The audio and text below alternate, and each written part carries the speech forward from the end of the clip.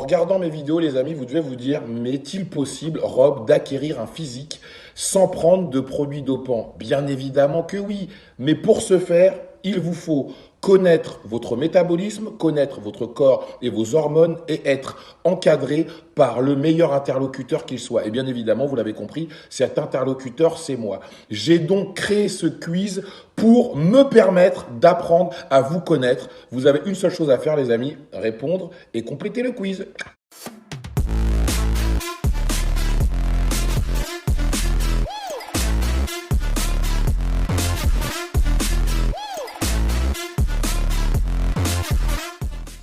Qu'est-ce que la virilité?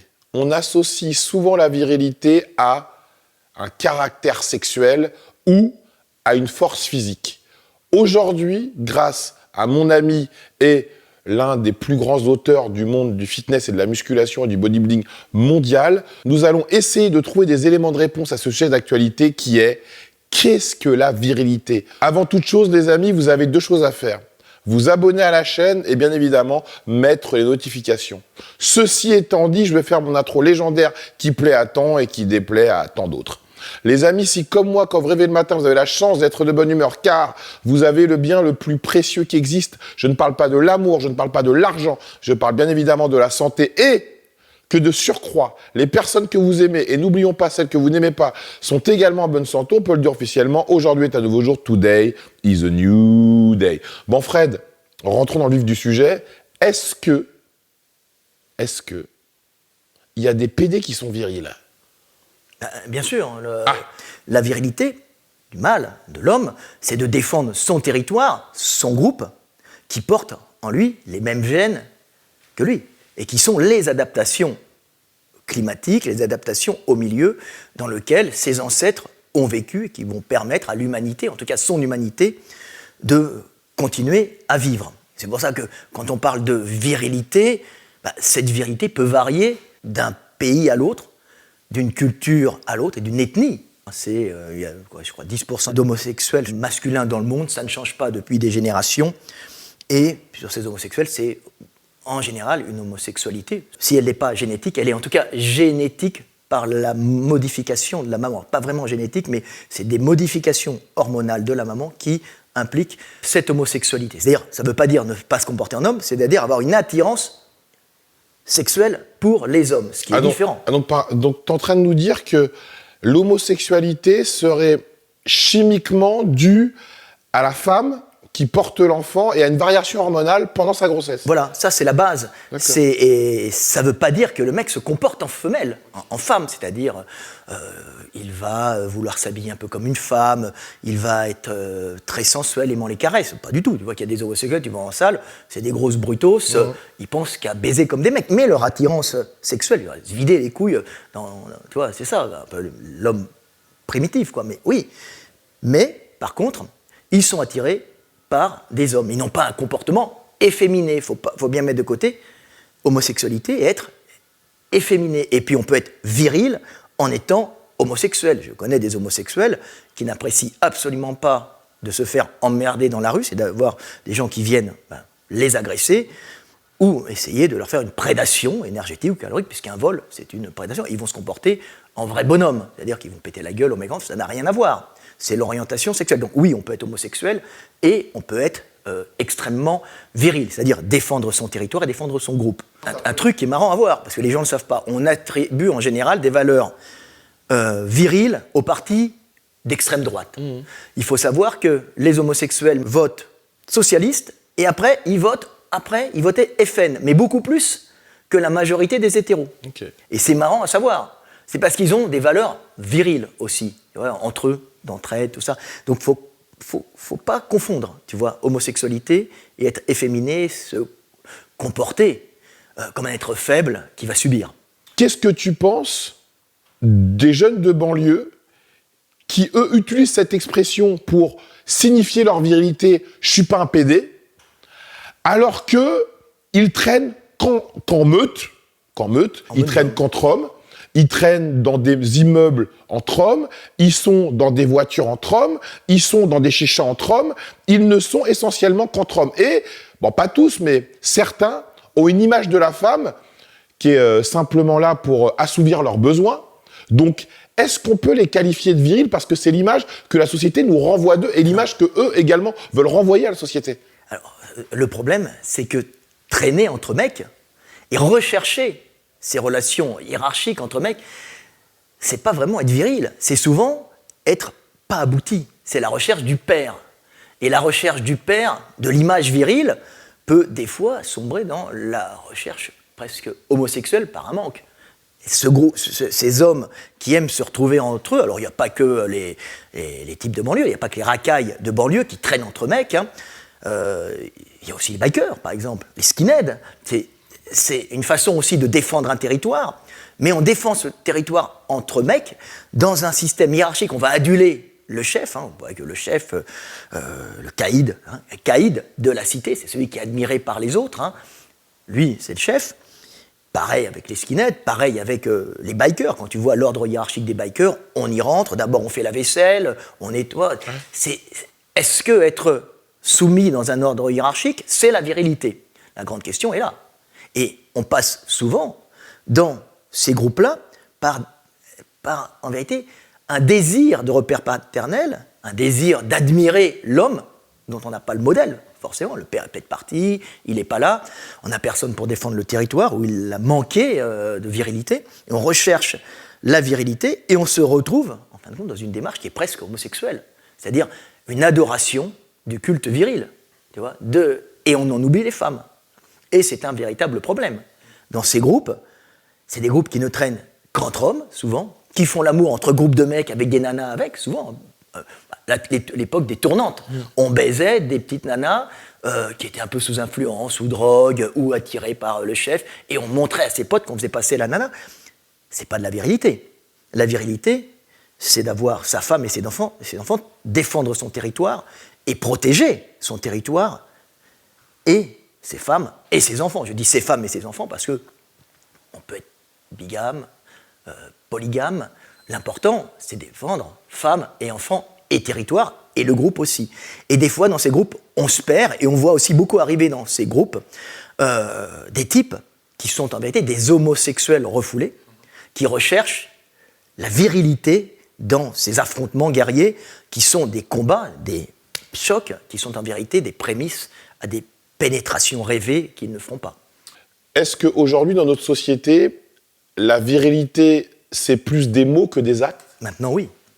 Les types parlent. Tu vois bien que les combats maintenant pour la gloire, et souvent la gloire apporte l'argent, la notoriété, et les femmes, ce sont des combats où à la télévision, quand tu es à haut niveau, et à plus bas niveau, c'est des combats de petits youtubeurs qui essayent de prendre le marché aux autres. Et là, actuellement, on est dans une période où on est en crise de virilité. Virilité, pourquoi? Parce qu'objectivement, il y a moins de guerres. On a vécu, là, les gens ne le savent pas, une méga guerre économique pour le pétrole, c'est-à-dire pour ce qui reste du pétrole pour passer aux batteries lithium, tu vois, et pour que la Chine continue à produire et qu'il n'y ait pas de retour d'énergie, de production en Amérique, normalement, il y a encore 70 ans, ces guerres-là se faisaient en emmenant des hommes au combat, donc il fallait de la vérité pour défendre des territoires caloriques. Maintenant, ça se passe plus comme ça.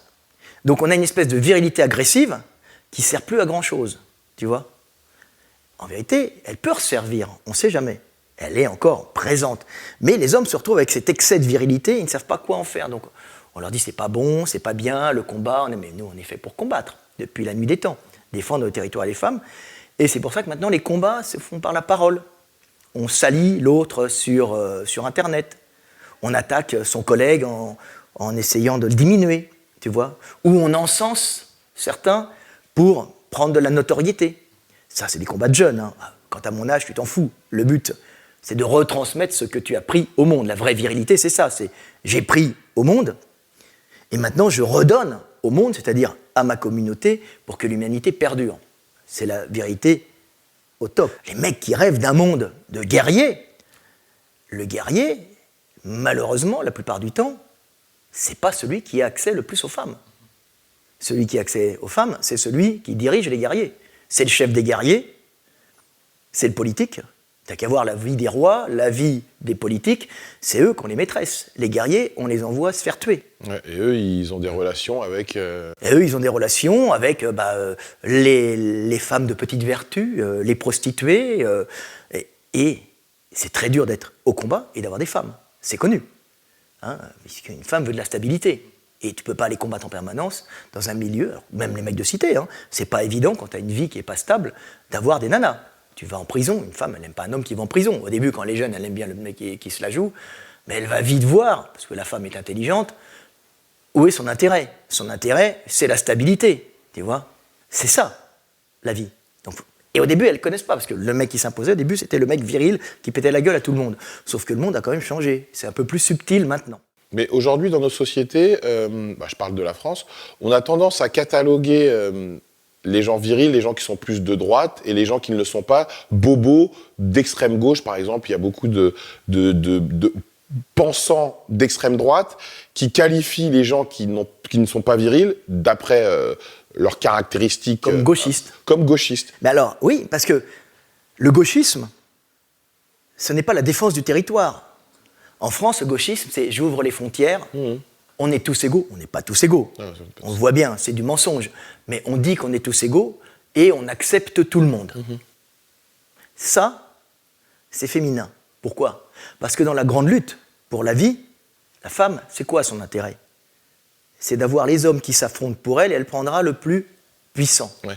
Donc celui plus apte, celui qui a gagné parmi les hommes, qui a été le plus intelligent, le plus viril, le plus agressif, ou le plus sournois, ou le plus brillant, hein, qui va être aimé pour ça, qui va réussir à ce moment-là de se faire sa place, et à ce moment-là, il va pouvoir assurer l'avenir de sa lignée. Et en plus, elles aiment les hommes intelligents parce qu'ils vont retransmettre. Donc la femme, elle a intérêt à avoir un maximum de prétendants qui vont s'affronter pour elle. Donc quand tu ouvres les frontières, une femme ne va pas le prendre comme un homme, elle va le prendre comme une arrivée d'hommes qui vont se mettre en concurrence avec les hommes locaux, et on sait très bien que les femmes s'offrent à qui ? Aux vainqueurs. C'est pour ça que, globalement, les idées de gauche, d'ouverture aux autres, sont des idées féminines. Ça ne veut pas dire que c'est mauvais. C'est les intérêts des femmes. Les intérêts des hommes, c'est quoi ? Quand moi ou toi, on est là, on s'en fout de nos origines, on voit arriver un tas de mecs de l'étranger, c'est des mecs qui peuvent nous prendre notre énergie, être en concurrence au niveau du travail, et aussi nous prendre les femmes. Donc, on va être obligatoirement contre les mecs qui arrivent. Pas parce qu'on... Alors, inconsciemment, c'est pas parce qu'on les aime pas parce qu'ils sont des mecs, c'est parce qu'ils sont des concurrences énergétiques. Une arrivée de femmes dans un pays, ça ne pose pas de problème. Ce sont des matrices à prendre. Absolument. Ça permet à la vie de continuer. Un gars qui arrive, s'il n'est pas bien placé, riche, déjà avec une place sociale, il apporte quelque chose en plus pour la société, c'est une concurrence à éliminer. Et on le chasse à coups de pied dans le cul. Tu vois ? Et c'est en ça que les valeurs de droite, fermer les frontières, la France aux Français, sont des valeurs viriles. Mais elles ne sont pas plus mauvaises que les valeurs de gauche. Elles sont plus viriles et elles défendent les intérêts masculins. Tu vois bien que quand il y avait des trains de migrants qui arrivaient en Allemagne, tu avais des blondes ou bien des nanas à cheveux verts, habillées en quechua, à Berlin ou ailleurs, qui arrivaient bienvenue aux migrants. Et de l'autre côté, tu avais des bandes de skinheads, majoritairement masculins, on ne veut pas des étrangers. Et là, tu vois en Allemagne, tu vois que c'est deux mondes qui s'affrontent, mais deux mondes qui ont leurs intérêts propres. L'intérêt féminin n'est pas forcément l'intérêt masculin, mais l'intérêt masculin et féminin sont des intérêts pour l'humanité, mais qui sont un peu en conflit, mais pour l'humanité.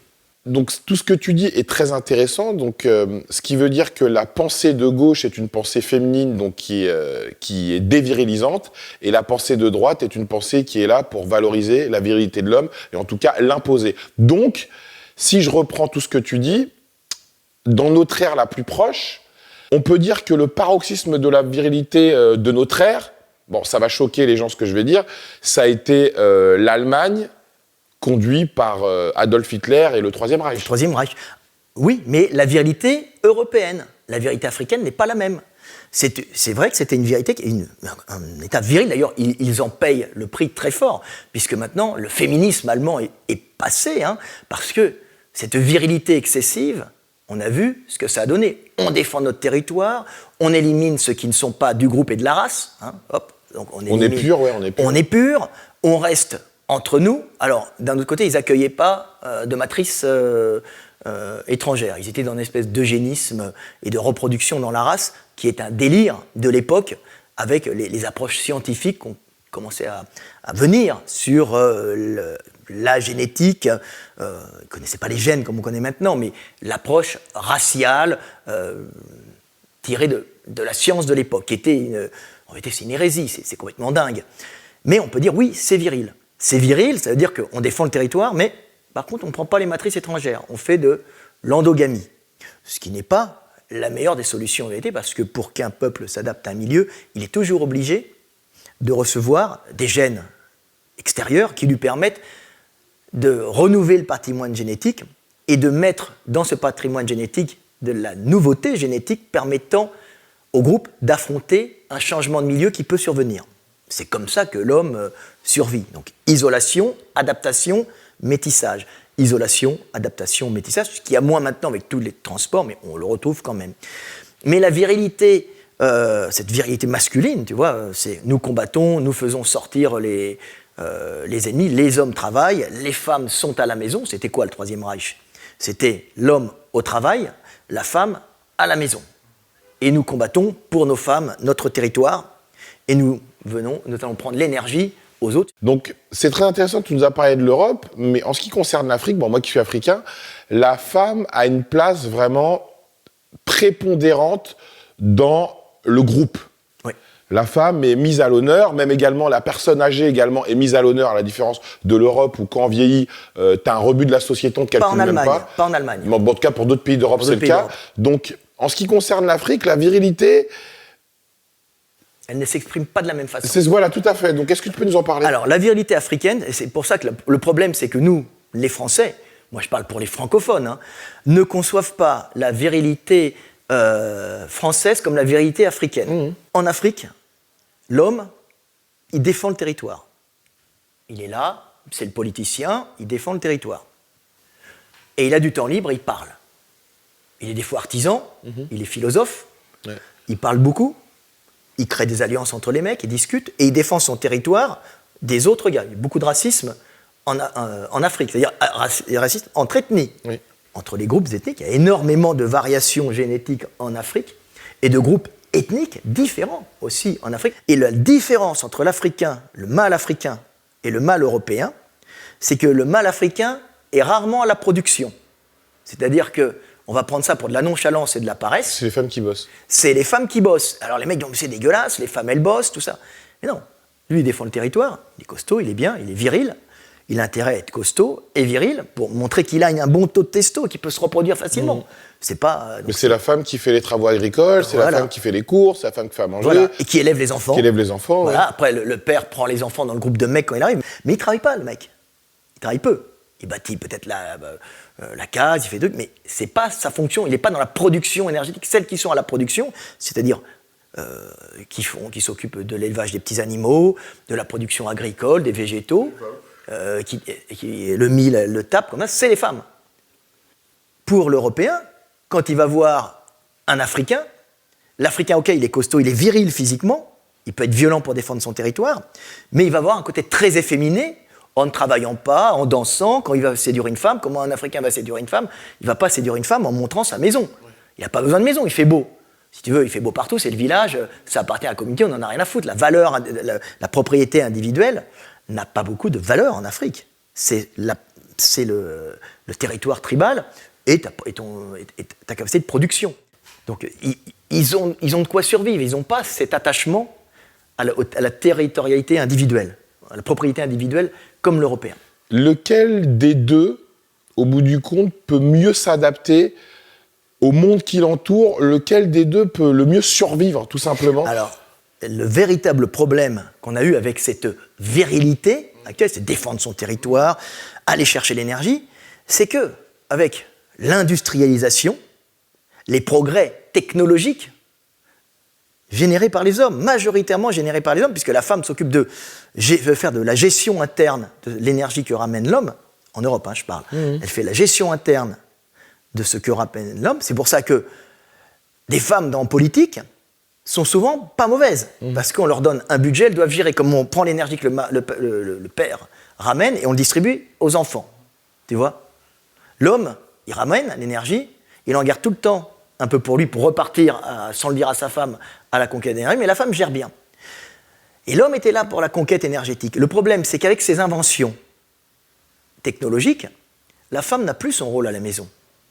C'est plus elle qui va chercher la poule, c'est plus elle qui la plume, c'est plus elle qui la cuisine réellement. Elle passe plus au lavoir pour aller faire le linge. Elle a la machine à laver, elle appuie sur un bouton. C'est pas elle qui entretient le foyer. Il y a le gaz russe, algérien ou qatari. Donc c'est plus le même monde qu'on rencontre. Hein.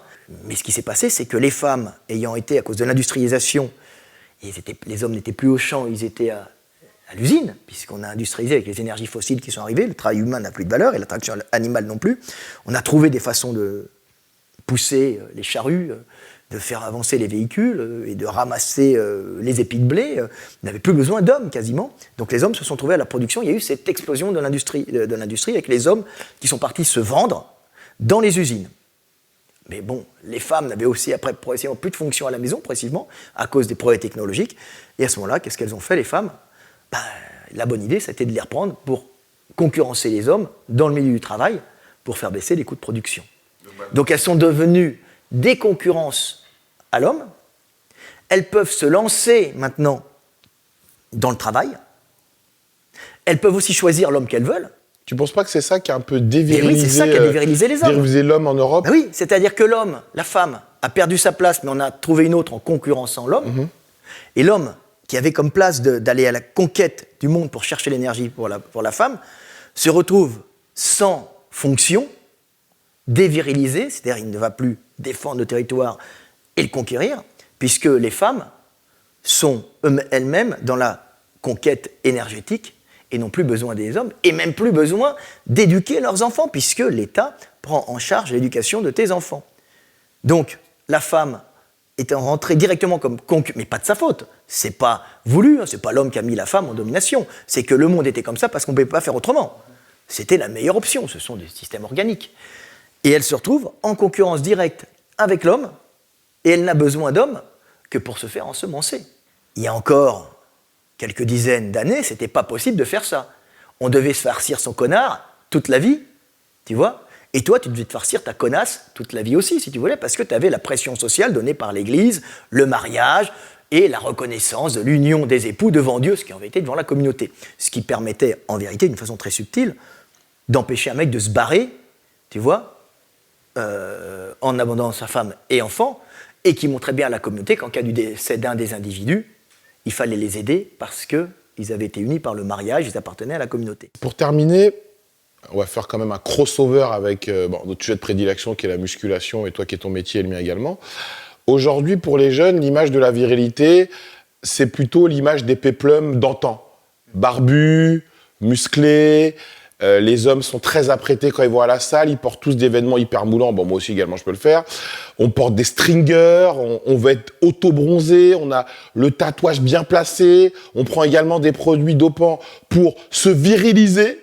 Donc qu'est-ce que tu penses de ça ? Et alors, qu'est-ce que je pense de ça ? C'est que, qu'est-ce que ça veut dire quand tu te virilises ? C'est-à-dire que tu es en train de montrer à la femme, un peu comme les Africains montrent, quand ils dansent en Afrique, hein, tu vois, les Africains, ils dansent dans les danses villageoises devant les femmes. Hein. Avant, il n'y avait pas d'habits. Hein. Ils dansaient tout nus. Ah non, c'est pas vrai. Non. C'est arrivé très tard les habits. La vulgarité n'était pas dans la nudité, elle était dans le comportement. Puis si tu t'habillais en Afrique, avec l'humidité équatoriale, tu fais des champignons. Les champignons, c'est la porte d'entrée de toutes les bactéries. On n'a pas les bactéries respiratoires, on a des bactéries qui rentrent par la peau ou ailleurs. C'est très dangereux l'Afrique, mais les Africains sont habitués. Donc on danse, et qu'est-ce qu'on fait ? On montre sa virilité, c'est-à-dire sa capacité à faire de beaux enfants résistants. Taux de testo élevé, bon taux hormonaux. Et qu'est-ce qu'ils recherchent maintenant les jeunes ? Alors, les femmes sont encore attirées par l'argent. Elles sont encore attirées par la sécurité. Ça marche encore. La femme est attirée par la sécurité. Mais ils montrent aussi leur virilité, c'est-à-dire leur capacité à générer de beaux enfants. Et bien sûr, pour ça, on va tricher. Hein, on va se mettre du lait au top bonzant pour faire l'impression qu'on va en vacances. Hein. Avant, c'était mal vu. C'était les pauvres qui étaient bronzés. Les riches, ils étaient à l'intérieur. Ouais. Et le bronzé, il travaillait au champ, tu vois. Maintenant, le bronzé, c'est celui qui va en vacances. Tu vois, donc on montre qu'on est bronzé. Et puis on montre qu'on est musclé, qu'on a le temps de faire du sport et de s'entretenir. Et qu'on a un physique capable de défendre une femme et surtout d'être en bonne santé. Alors c'est souvent trompeur, parce que le mec, il montre qu'il est en bonne santé, avec un taux de graisse très bas et plein de muscles, et on sait très bien que maintenant, il y en a beaucoup qui trichent. Oui, totalement. Hein, ils prennent des stéroïdes, ils font des régimes avec des diurétiques, pour donner l'impression qu'ils sont plus féconds, plus virils, et plus féconds qu'ils ne sont. Puis c'est une arnaque, puisqu'en vérité, testostérone égale... injection de testostérone égale sperme translucide la plupart du temps, et puis infertilité. Hein, tu peux être costaud comme ça, ouais, regarde, moi 38 ans de muscu, et puis tu n'as pas fait d'enfant, et tu n'es pas fertile, parce que tu as trop pris de produits. Mais ça peut passer, c'est un peu comme la nana qui va se faire une liposuction, se mettre des seins silicone pour donner l'impression qu'elle a un bon taux d'estrogène. Mais en vérité, c'est une arnaque, c'est bidon. Ou bien qui va se mettre des fossiles pour donner l'impression qu'elle a un bon taux d'estrogène qui permet d'avoir des téguments grands et des cheveux soyeux avec des teintures, pas de cheveux blancs. C'est une arnaque aussi. Tu vois, chacun joue. Mais le problème, c'est qu'en plus, on est en surpopulation. La surpopulation relative. Puisque la surpopulation africaine, ce n'est pas la surpopulation européenne. La surpopulation européenne, on s'aperçoit qu'elle est liée à l'argent, à la capacité de se loger. Et en France, tu peux quasiment plus te loger. C'est très cher. Donc les gens ne font plus d'enfants. Tu vois, c'est un problème. Donc, ils essayent de jouer la virilité, mais la plupart du temps, ils sont stérilisés par le mode de vie moderne. Et c'est triste. Bon, en tout cas, ce sera le mot de la fin, mon petit Fred. Merci beaucoup d'avoir éclairé notre lanterne par rapport à ce sujet, qui est un sujet, je pense qu'il y a la plupart de gens qui nous regardent, n'avaient pas conscience également de tout ça, de toutes ces données, de tout ce qui nous entoure, de l'évolution également des rapports hommes-femmes, de l'évolution des rapports qui existent entre l'Europe et l'Afrique, qui est le berceau de l'humanité. C'est un sujet qui est hyper clivant. Donc je pense que des gens ne vont pas forcément être d'accord avec ce que Fred a pu dire. Après, Fred, c'est quelqu'un qui a étudié la question, qui est érudit, qui a écrit des livres également sur des sujets de ce type-là. Donc, avant de critiquer, faites-vous un avis, mettez le nez dans des bouquins, regardez nos documentaires, documentez-vous avant de critiquer, avant même de connaître. En tout cas, je pense que là, Fred, c'est clair que tu aimes mieux être détesté pour ce que tu es, plutôt qu'être aimé pour ce que tu n'es pas. Et on peut le dire officiellement, la jalousie, ça se mérite plutôt. Merci mon petit Fred.